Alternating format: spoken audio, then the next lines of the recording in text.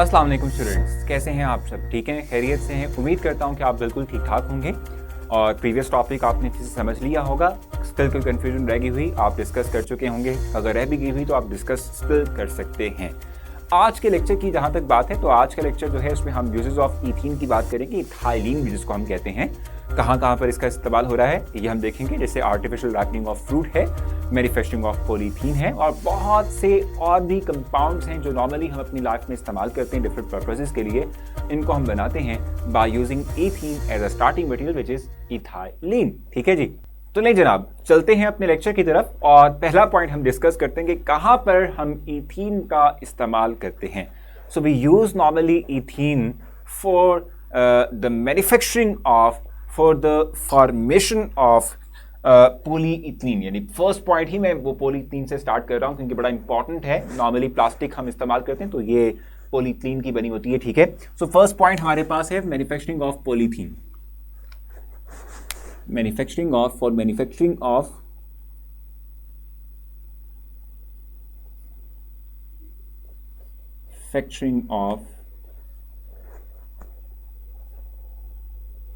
Polythene.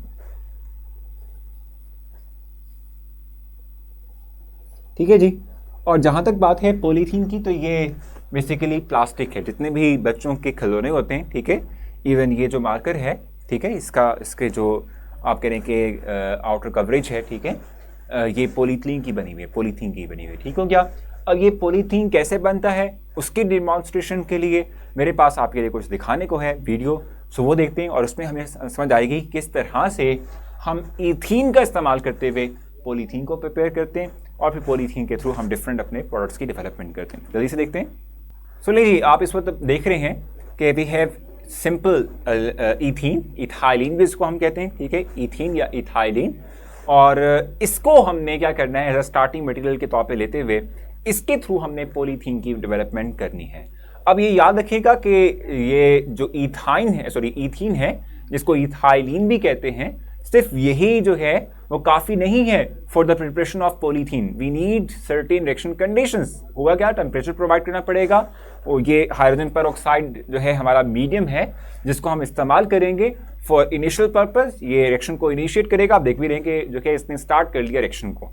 अब क्या होगा कि जो बाकी इथाइलिन मॉलिक्यूल्स हैं दे विल स्टार्ट कंबाइनिंग, और जब ये कंबाइन करते जाएंगे तो एक लार्जर चेन की फॉर्मेशन होती जाएगी। आप देख रहे हैं यहाँ पर कि चेन जो है उसकी डेवलपमेंट हो रही है और चेन जो है वो बन रही है। ठीक हो गया। तो आप देख रहे हैं इस वक्त अपनी स्क्रीन पर कि किस तरह से जो इथाइलिन मॉलिक्यूल्स हैं, ठीक है, they are combining together to make the final product, जो कि आप इस वक्त देख रहे हैं जो कि पॉलीथीन है, जिसको हम एज अ प्लास्टिक इस्तेमाल करते हैं और डिफरेंट पर्पसेस के लिए नॉर्मली लाइफ में इस्तेमाल करते हैं। लें जी, लें। तो ये थे हमारे पास इसकी पहली जो है हमने ये जिसकी बात की, जो कि हमने कहा कि जी पॉलीथीन के फॉर्मेशन के लिए हम इस्तेमाल करते हैं ईथीन को या इथाइलिन को। ठीक है, जो दूसरा इसका मेजर आप कह लें कि यूजेज है वो क्या है भाई? जो सेकंड इसका यूज़ है वो है कि हम इसका इस्तेमाल करते हैं, जो इथाइलिन है यानी ईथीन जो है, ठीक है, इसका इस्तेमाल करते हैं for artificial ripening of fruit, for artificial ripening of fruit। हम इसका इस्तेमाल करते हैं इथाइलिन का या ईथीन का हम इस्तेमाल करते हैं for the artificial ripening of fruit. ठीक है, ये जैसे कि आप देखते हैं ना कि बेमौसमी फल आपके जो है वो आ जाते हैं मार्केट में, जैसे कि अभी सेब का आप कह लें कि या जो आम है, ठीक है, उसका मौसम अभी आया नहीं और जो है मार्केट में वो आ चुके होते हैं और आम जो है बड़े येलो कलर के, ठीक है, बड़े ज़बरदस्त किस्म के लग रहे होते हैं कि भाई बड़े टेस्टफुल होंगे, ठीक है, लेकिन जब आप उसको चखते हैं तो वो कच्चा ही रहता है अंदर से। ठीक है, सो रीज़न क्या होती है कि हमने उसको आर्टिफिशियली रैप किया होता है, नहीं पकाया होता है। ठीक है, और वो उसके लिए हम केमिकल का इस्तेमाल करते हैं जो कि ईथीन है, जिसको इथाइलिन भी कह रहे हैं। ठीक है, सो इसके लिए इस्तेमाल करते हैं। इसी तरीके से वी यूज़ ईथीन, हम कह सकते हैं फॉर एज जनरल एनेस्थेटिक। ठीक है, जनरल एनेस्थेटिक के लिए भी इस्तेमाल करते हैं इसका, जनरल एनेस्थेटिक। ये एनेस्थेटिक वर्ड जो है ये एनेस्थीसिया से निकला है। एनेस्थीसिया का मतलब क्या होता है कि लोगों को जो है वो किसी को बेहोश करना, मदहोश करना, ठीक है। सो उसके लिए भी हम इसका इस्तेमाल करते हैं, ईथीन का या इथिलीन का इस्तेमाल करते हैं, ठीक है। इसके अलावा हम जो है इस ईथीन को या इथाइलीन को एज अ स्टार्टिंग मटेरियल के तौर पे इस्तेमाल करते हुए बहुत से डिफरेंट ऑर्गेनिक कंपाउंड्स की फॉर्मेशन भी कर सकते हैं। वो कौन कौन से ऑर्गेनिक कंपाउंड है जरा लिस्ट डाउन करें। फॉर मैन्युफैक्चरिंग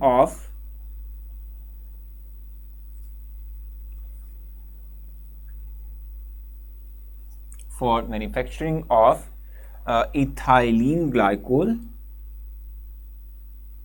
सॉरी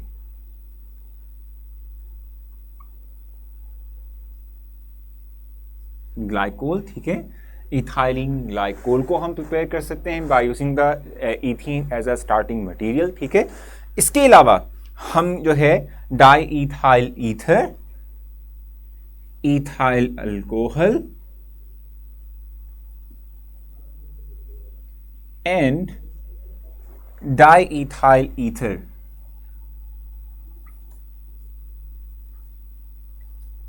प्रिपेयर कर सकते हैं, ठीक है। These are the different compounds के जो नॉर्मली हम प्रिपेयर करते हैं by using ethene as a starting material, जिसमें से कौन कौन से इथीन ग्लाइकोल है, इस तरीके से इथाइल अल्कोहल है और डाई इथाइल ईथर है जिसका हम नॉर्मली इस्तेमाल करते हैं, ठीक हो गया। अच्छा, इसमें अगर आप देखें तो ये जो इथिलीन ग्लाइकोल है इसको हम इस्तेमाल करते हैं as a anti freezer agent, anti freezing agent के तौर पे इसका इस्तेमाल करते हैं, ठीक है। एंटी फ्रीज एजेंट के तौर पे इसका इस्तेमाल किया जाता है। ये है एंटी फ्रीजिंग एजेंट, ठीक हो गया। यानी कि ये आसानी से जल्दी से पानी को जमा नहीं देता। जैसे फॉर एग्जांपल हम अगर जो है ट्रैवल कर रहे हैं किसी ऐसे एरिया में जहाँ पर टेम्परेचर बहुत कम है, ठीक है। टेम्परेचर कम होने का मतलब ये हुआ कि जो है जो पानी है, जो वाटर है जो हमारे रेडिएटर के अंदर है गाड़ी के, ठीक है, वो बासानी क्या हो जाएगा, फ्रीज आउट हो जाएगा। और अगर वो फ्रीज आउट हो जाता है तो फिर क्या गाड़ी चल सकेगी? नहीं चल सकेगी, ठीक है।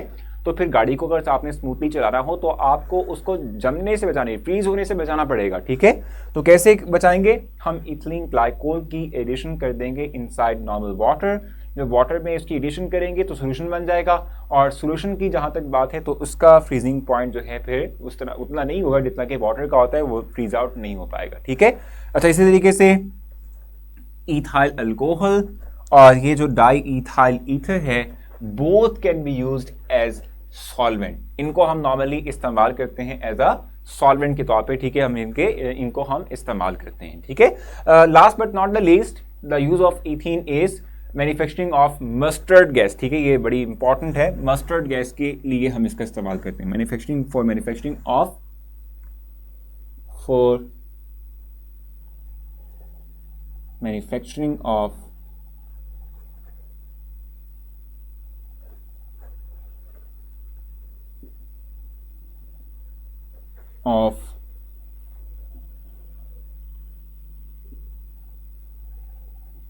मस्टर्ड गैस, ठीक है।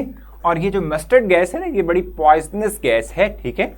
इसका हमने इस्तेमाल किया था वर्ल्ड वॉर के अंदर, ठीक है, एज ए केमिकल वेपन के तौर पे। और ये करता क्या है कि ये जो है जब इसको हम किसी एक इंसान पे स्प्रे करते हैं तो ये उसमें गलने सड़ने का जो है वो स्टार्ट कर देता है। मैं इसकी डेमोन्स्ट्रेशन आपको दिखाऊं, अभी देखते हैं। सो ये देख रहे हैं अपनी स्क्रीन पे कि अब मेरे पास ये एक मेटल रॉड है जिसको मैंने डिप किया हुआ इनसाइड मस्टर्ड रॉड। आप देख रहे हैं कि जब इसको हम बाहर निकालेंगे, ये देखें ये घुल गया उसके अंदर ही। इट मीन्स के मेटल को उसने जो है खत्म कर दिया, किल कर दिया, रिमूव कर दिया, ठीक है। तो इंसान क्या चीज़ होगी इसके लिए, ठीक है। So mustard gas is very poisonous gas, ठीक है, जो कि आप कह लें कि जिसको हम जब स्प्रे करते हैं किसी एक ह्यूमन बीइंग के ऊपर तो उसमें गलने सड़ने का अमल जो है वो स्टार्ट हो जाता है, ठीक है। तो ये हाई टॉक्सिक गैस है और ये एज ए केमिकल वेपन इस्तेमाल होता है, और अब तो इसके ऊपर बैन है, अब ये नहीं इस्तेमाल करते हैं हम, ठीक है। ये नहीं अब इस्तेमाल मतलब किया नहीं जाना चाहिए, लेकिन जो है ये केमिकल वेपन है तो इसका इस्तेमाल हो भी सकता है, ठीक है।